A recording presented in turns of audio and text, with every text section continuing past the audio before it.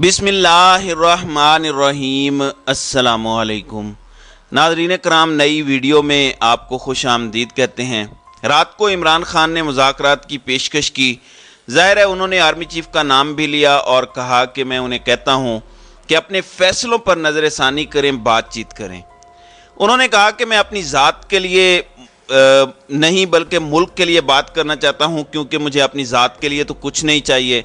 लेकिन इन मुज़ाकरात का नतीजा या इसका जवाब अब आ गया है। लेकिन ये इस्टेब्लिशमेंट की जानिब से, आर्मी चीफ़ की जानिब से या पावरफुल सर्कल्स की जानिब से नहीं जवाब आया। इमरान खान जब जब मुज़ाकरात की बात करते हैं, हुकूमत इस पूरी सिचुएशन को स्पॉइल करने के लिए या रंग में भंग डालने के लिए मैदान में उतर पड़ती है। अब भी तवक्कुआत के ऐन मुताबिक वही हुआ है। इधर इमरान खान ने मुज़ाकरात की बात की, उधर वो कूद पड़े हैं।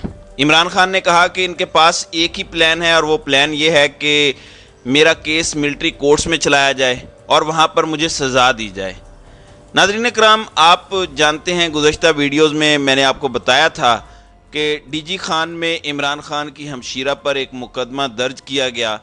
जब मैंने चेक किया तो मालूम हुआ कि वो फ्रॉड तो ख़ुद इमरान खान की हमशीरा उज़्मा खान के साथ हुआ है, जहां उन्होंने पैसे भी दिए और उनको ज़मीन भी नहीं मिली, लेकिन उसके बावजूद केस भी उन्हीं के ख़िलाफ़ बना दिया गया।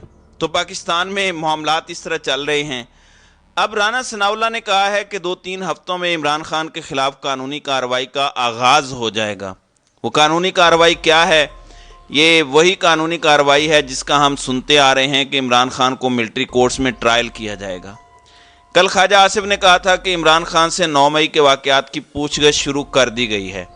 अब मालूम नहीं कि वो पूछगछ कैसे शुरू की गई, क्योंकि अभी तक तो ऐसी कोई इत्तलाआत नहीं आई। लेकिन ज़ाहिर है हुकूमत बात कर रही है तो हुकूमत के पास कुछ तो ऐसा होगा। इससे पहले वज़ीर कानून ने इंटरनेशनल मीडिया को भी इंटरव्यू दिया था और उसमें कहा था कि मिलिट्री ने अब तक जो लोग मांगे हैं उसमें इब्तदाई तौर पर इमरान खान का नाम शामिल नहीं है। अब आगे चलकर इमरान खान का नाम शामिल होता है तो ये अलग बात होगी। अब हुकूमत ये कह रही है, इमरान खान के हवाले से इन्होंने कहा कि 9 मई के वाक़यात की तैयारी पहले से की गई थी और सारी मनसूबाबंदी ज़मान पार्क के अंदर की गई। तो ज़ाहिर है कार्रवाई भी इमरान खान के ख़िलाफ़ होगी। जबकि दूसरी जानिब मैं आपको इनकी परेशानी बताना चाहता हूँ। ये गुस्सा इमरान खान पर निकालते हैं। एक जानिब ये कहते हैं कि हमारे पास अल्टरनेट रिसोर्सेज हैं, एक जानिब कहते हैं कि इमरान खान के बयानात की वजह से हमें पैसे नहीं मिल रहे, एक जगह कहते हैं कि दोस्त ममालिक हम पर भरोसा करने को तैयार नहीं है। अब एहसन इकबाल जो नून लीग के अरस्तू हैं, वो फरमाते हैं कि तमाम शराइत पूरी हो गई हैं। IMF के 9वें जायज़े का इल्तिवास समझ से बाहर है। भाई समझ से बाहर कैसे होगा? ग्राउंड पर जब अदम इस्तेकाम हो तो कौन आपको पैसे देगा, कौन आप पर भरोसा करेगा? अच्छा, घर के भेदी ने अब लंका ढाई है। कहने को इस वक्त राजा रियाज अपोजिशन लीडर हैं, लेकिन राजा रियाज कितने बड़े अपोजिशन लीडर हैं या कितनी अपोजिशन करते हैं ये हम सब जानते हैं। जिस शख्स ने खुद नून लीग के टिकट पर आइंदा इलेक्शन लड़ना हो वो उसी जमात के खिलाफ अपोजिशन करेगा जिसने खुद आगे चलकर अवाम को बताना हो कि इस हुकूमत की कारकर्दगी है और इसकी बुनियाद पर वोट भी मांगना हो। अब opposition leader, so called opposition leader Raja Riaz ने हुकूमत और असम्बली के टेन्योर के अंदर एक्सटेंशन करने के हवाले से हिमायत करने का ऐलान किया है।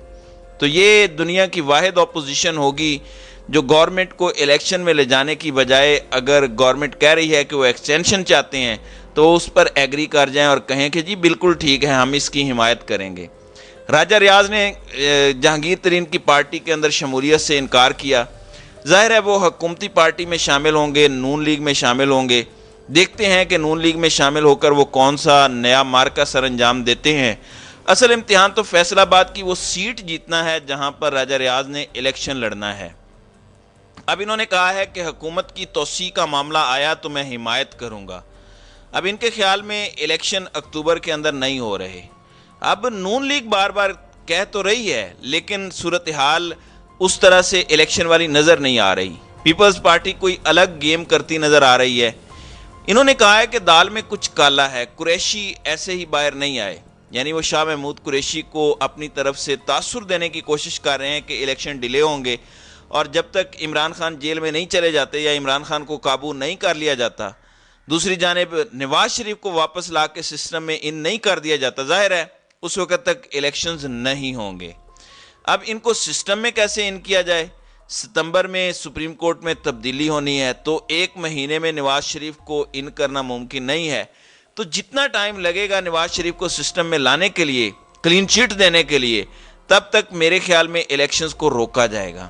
اب یہ کس طرح سے روکا جائے گا، اس کے لیے ہمیں تھوڑا انتظار کرنا ہوگا اور دیکھنا ہوگا۔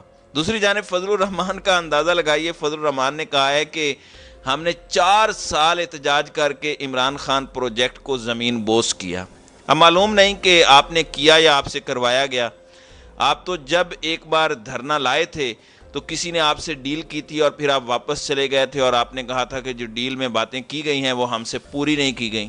ظاہر ہے انویزیبل فورسز نے عمران خان کی گورنمنٹ گرائی۔ اگر آپ کے بس کی بات ہوتی تو آپ اگلے 10 سال بھی عمران خان کی گورنمنٹ نہیں گرا سکتے تھے، لیکن جہاں سے وہ گرائی گئی، جنہوں نے اشارہ کیا، اب وہ کوئی راز نہیں ہے، پاکستان کا بچہ بچہ جانتا ہے۔ پھر سوشل میڈیا پر ایک خبر چلائی جا رہی ہے کہ اگست کے اندر چونکہ اسمبلی کا ٹینیور ختم ہونا ہے، تو نگران وزیر اعظم کے حوالے سے بہت سی باتیں ہو رہی ہیں۔ جس طرح پنجاب میں ایک گھٹیا اور ٹاؤٹ قسم کا نگران وزیر اعلیٰ مسلط کیا گیا ہے، تو ایسی ہی خبریں تھیں کہ سینٹر میں بھی ایک ٹاؤٹ وزیر اعظم لایا جائے گا، اور محسن بیگ جس کو لوگ صحافی نہیں مانتے، اسلام آباد پنڈی میں اس کی کیا پہچان ہے، آپ کسی بھی شخص کو جو لوگوں میں تھوڑی ایکسیس رکھتا ہو اسے پوچھ لیں تو آپ کو اندازہ ہو جائے گا۔ اب شور تھا کہ کیا محسن بیگ اب نگران وزیر اعظم بن جائے گا۔ اب یہ ماضی کو چھوڑ کر اس وقت ان کی دوستی کن حلقوں سے ہے، اس کی بنیاد پر یہ خبریں چل رہی تھیں، لیکن انہی کے ایک اور ٹاؤٹ نے اس پورے معاملے کا ڈراپ سین کیا ہے۔ ان کے مطابق صحافی محسن بیگ، ویسے وہ صحافی ہے نہیں اور ان کے اپنے سرکل کے لوگ اس کو صحافی نہیں مانتے، کہتے ہیں کہ صحافی محسن بیگ سے متعلق غلط افواہیں پھیلائی جا رہی ہیں، وہ نگران وزیر اعظم نہیں ہوں گے۔ اچھا، اگر وہ نگران وزیر اعظم ہوں بھی تو میرے خیال میں یہ کوئی انہونی بات نہیں ہے، پاکستان کے اندر سب کچھ ممکن ہے۔ اور جس طرح محسن نقوی بڑے عرصے سے دبئی اور ہر جگہ بیٹھ کے کہتا تھا کہ وہ آئندہ پنجاب کا وزیر اعلیٰ لگنے جا رہا ہے، اور وہ وزیر اعلیٰ لگ گیا، اور اگر محسن بیگ بھی ایسی کوئی بات کرتا ہے تو ایسا ہی ہوگا، مجھے کوئی الگ چیز دکھائی نہیں دے رہی۔ اچھا، رات کو اچانک سے لاہور کا پنجاب انسٹیٹیوٹ آف کارڈیالوجی، اس کے باہر پولیس کی ہیوی ڈپلائمنٹ ہوئی اور اچھی خاصی پولیس کی موبائلیں باہر کھڑی ہو گئیں، پھر پولیس وینز بھی آ گئیں۔ معلوم یہ ہوتا تھا کہ کسی بڑی اہم شخصیت کو یہاں لایا گیا ہے۔ پھر رات کو ہی کلیئر ہو گیا کہ چودھری پرویز الہی کو چونکہ جیل میں رکھا گیا، ان کو بڑے چھوٹے سے سیل میں رکھا گیا، ان کی عمر بھی زیادہ ہے اور صحت بھی ناساز ہے، تو چودھری پرویز الہی کو رات کو دل کی تکلیف ہوئی، جس کے بعد ان کو پنجاب انسٹیٹیوٹ آف کارڈیالوجی میں منتقل کیا گیا، رات کو سخت سیکیورٹی حصار کے اندر، جہاں ان کا طبی معائنہ ہوا، ٹیسٹ کیے گئے، اور صبح ہونے تک پتہ چلا کہ وہ صحت یاب ہو گئے ہیں، تو اس کے فوراً بعد ان کو واپس کیمپ جیل منتقل کیا گیا۔ ناظرین کرام، آج 11 جون ہے، آج مریم نواز نے شجاع آباد میں گفتگو کرنی ہے اور انہوں نے ایک کنونشن یا ایک جلسے سے خطاب کرنا ہے۔ ظاہر ہے وہ اس وقت الیکشن کمپین کر رہی ہیں، الیکشن کا ماحول بنا رہی ہیں، تو آج وہ بتائیں گی کہ انہوں نے یہ جو بجٹ دیا ہے یا پاکستان کی قوم کا جو اس وقت حال ہے یا تاریخ کی جو بلند ترین مہنگائی ہے، کیا اس کا مقدمہ بھی عمران خان پر ہی درج کرنا ہے یا ان کے اپنے چچا پر ہونا ہے؟ ظاہر ہے جب وہ جلسہ ہوگا تو انشاءاللہ اس حوالے سے اس پر بات کریں گے۔